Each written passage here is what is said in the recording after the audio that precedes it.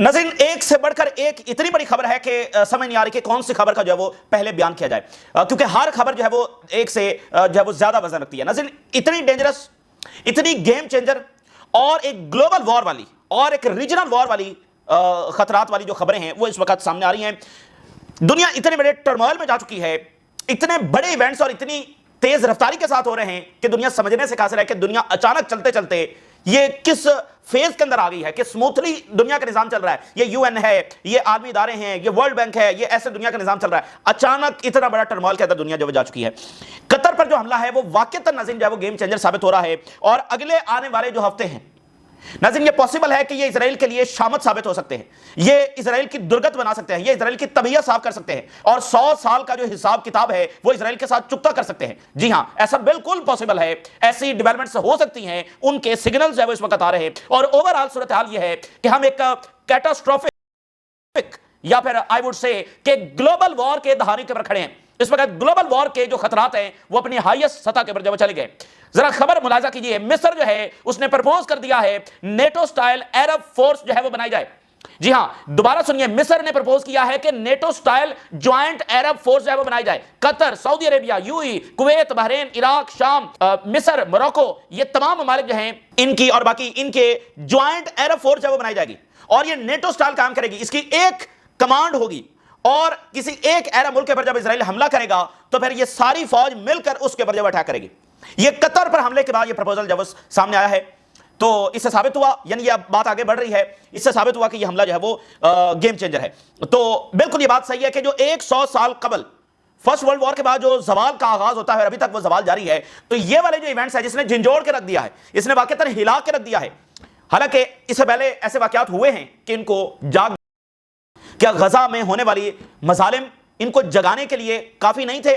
दुनिया की कौमें जाग गई कि क्या हो सकता है इस दुनिया के अंदर, और ये नहीं जागे। इनको जाग जाना चाहिए था इजराइल जो कुछ गजा में कर रहा था, लेकिन कतर पर हमले के बाद ये जाग गए हैं। तो या तो वो 1 साल रिवर्स होगा, 100 साल वाला उरू जो जवाल आया हुआ है वो रिवर्स होगा, मुतहद हो रहे हैं, ताकतवर हो रहे हैं, या फिर इजराइल इन सबको जो है वो लिपेट में लेने जा रहा है। मैं आपको बता दूं, इजराइल इन सबको लिपेट में लेने जा रहा है। और खबर ये है, इजराइल मिस्र और टर्की के ऊपर अटैक कर सकता है। जी हां, ये खबर सामने आ रही है, इजराइल मिस्र और टर्की के ऊपर जो है वो अटैक कर सकता है और एक full scale all out regional war जो है वो छेड़ सकता है। और उधर देखिए पैरेलल क्या डेवलपमेंट हो रही है, रशिया और नेटो डेंजरस लेवल के ऊपर इस वक्त चले गए हैं, डेंजरस लेवल के ऊपर एस्केलेशन चली गई है। रशिया जो है वो पोलैंड के बॉर्डर्स के ऊपर न्यूक्लियर कैपेबल मिसाइल्स डिप्लॉय करना शुरू हो गया। ये यूक्रेन वॉर में सबसे बड़ी एस्केलेशन है रशिया की जानिब से for the very first time. Poland जो कि नेटो स्टेट है जहां पर अभी वो ड्रोन्स गिरे हैं और पूरा एक इशू चल रहा है, अब रशिया ने वहां पर न्यूक्लियर कैपेबल मिसाइल्स डिप्लॉय करना शुरू कर दिए हैं और नेटो ने रशिया के तमाम बॉर्डर्स के ऊपर अपनी फोर्सेस, अपने इक्विपमेंट्स, अपना एयर डिफेंस, अपने फाइटर जेट्स वो डिप्लॉय करना शुरू कर दिए हैं। और सबसे बड़ी हेडलाइन क्या है, अब आप देखें ये सारी कितनी बड़ी हेडलाइंस हम आपके सामने रख रहे हैं। और इस सब के दरमियान एक और सबसे बड़ी हेडलाइन क्या है, यूनाइटेड नेशन ये कह दिया है कि हम थर्ड वर्ल्ड वॉर के दहाने के पर आ चुके हैं। जी हां, हम नहीं कह रहे हैं, हम तो पहले दिन से जो कह रहे हैं आपको पता है, यूनाइटेड नेशन वो ये कह रहा है कि हम थर्ड वर्ल्ड वॉर के दहाने के ऊपर जो है वो आ चुके हैं। हेडलाइन मैं आपके सामने रख रहा हूं, United Nation warns the world is starting into the abyss of a third world war. United Nation इस बात को जो हम पहले दिन से कर रहे हैं और इन खतरात का इजहार आपके सामने कर रहे हैं, यूनाइटेड नेशन इन सारी डेवलपमेंट्स को जो मिडिल ईस्ट में हो रही हैं, जो पैसिफिक में हो रही हैं, जो अब यूक्रेन की एस्केलेशन जिस लेवल के ऊपर चली गई है। और अगर आप चाइना के प्रेसिडेंट जो है उन्होंने जो स्पीच में बात की, उनकी एक लाइन हमने आपके सामने रखी थी।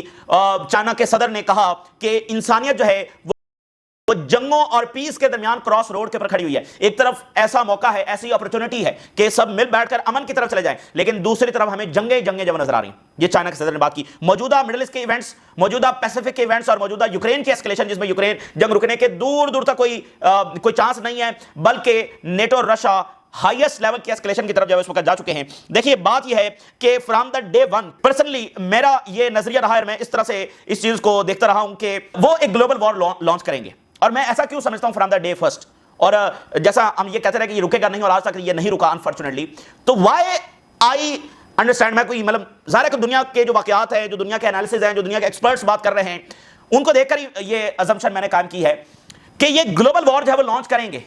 उसकी सॉलिड रीजन क्या है, क्योंकि रीराइट द हिस्ट्री करना बहुत जरूरी है। इस वर्ल्ड के अंदर इजराइल एग्जिस्ट नहीं कर सकता है। जो रियलिटी उनकी दुनिया के सामने आ चुकी है اس ورلڈ میں وہ ایگزسٹ نہیں کر سکتے ہیں. تو وہ کیا کرنے جا رہے ہیں؟ وہ ساری دنیا ہی نہیں بنانے جا رہے ہیں.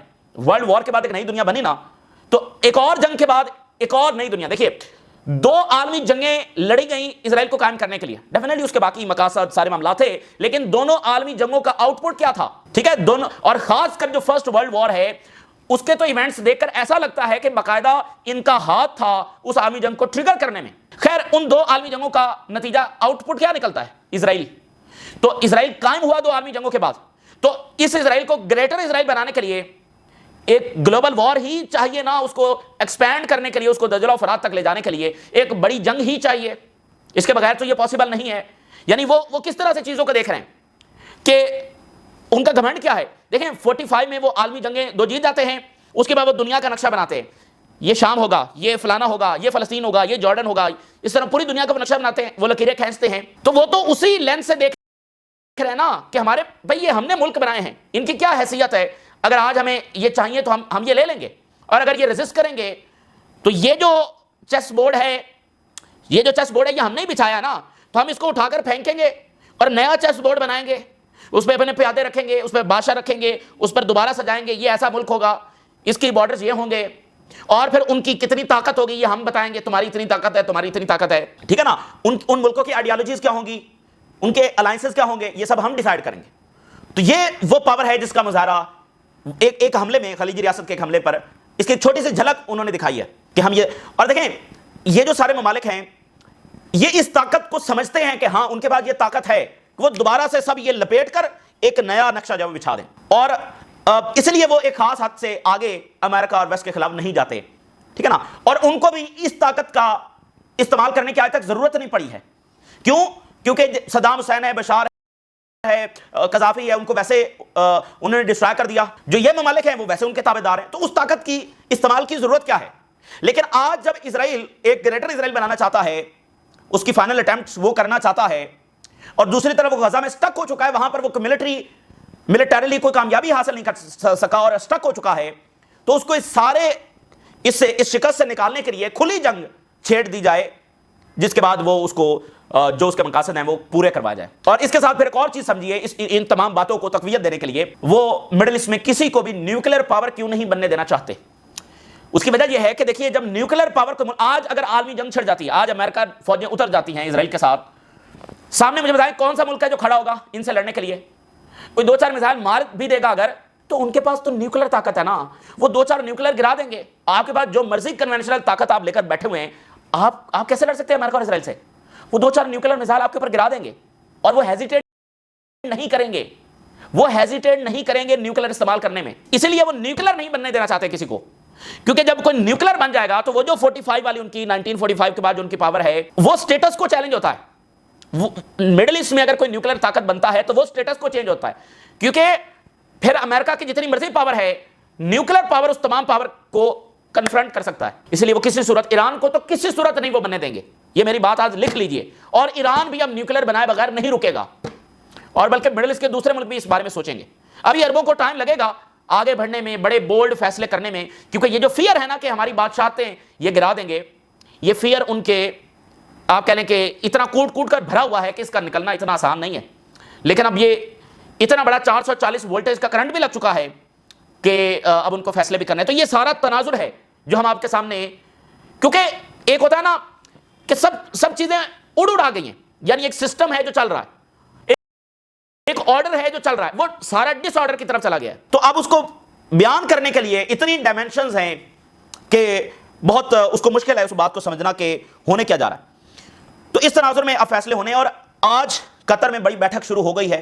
ٹھیک ہے نا, تو جناب علی اگلے 24 گھنٹے اسلامی دنیا کے لیے, عرب ورلڈ کے لیے کتنے زیادہ فیصلہ کن ثابت ہو سکتے ہیں آپ اندازہ نہیں لگا سکتے. ایک طرف مارکو روبیو اسرائیل کے اندر موجود ہیں, اور انہوں نے جو وہاں پر بیان دیا ہے, اور نیتنیاہو نے دوبارہ قطر پر حملہ کرنے کی دھمکی لگائی ہے, اور جو مارکو روبیو کے وہاں سے سٹیٹمنٹس آ رہی ہیں اسرائیل سے, وہ بھی آپ کے سامنے رکھتے ہیں.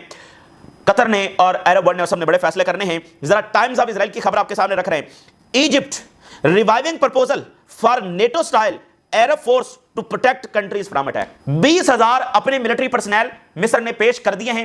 ہم 20,000 فوج دے رہے ہیں, یعنی وہ جو جوائنٹ فورس ہوگی نا, اس کے لیے 20,000 فوج انہوں نے پرپوز کر دی ہے, اور میکنزم بنایا جائے سب کی کنسنسس کے ساتھ کہ جیسے نیٹو ہے تو ایک مین کمانڈ ہے نا، تو اس فوج کی کیا مین کمانڈ ہوگی، کیسے کہاں پر ہیڈ کوارٹر ہوگا، فنڈنگ، یہ وہ سارے معاملات، اور سب کا کنسنسس حاصل کرنا ضروری ہے. ایسی فوج آج تک کیوں نہیں بن سکی؟ بنیادی وجہ وہی ہے جو ہم نے آپ کے سامنے رکھ دی ہے، وہ فیئر کی ہماری بادشاہتیں گرا دیں گے، ہم اپنی فوج بنانے کی طرف جائیں گے، ہم طاقت حاصل کرنے کی طرف جائیں گے، ہم آزادی حاصل کرنے کی طرف جائیں گے، یہ ہماری بادشاہتیں گرا دیں گے. تو آج تک اگر ایسی فورس نہیں بن سکی تو اس کی وجہ بنیادی یہی ہے.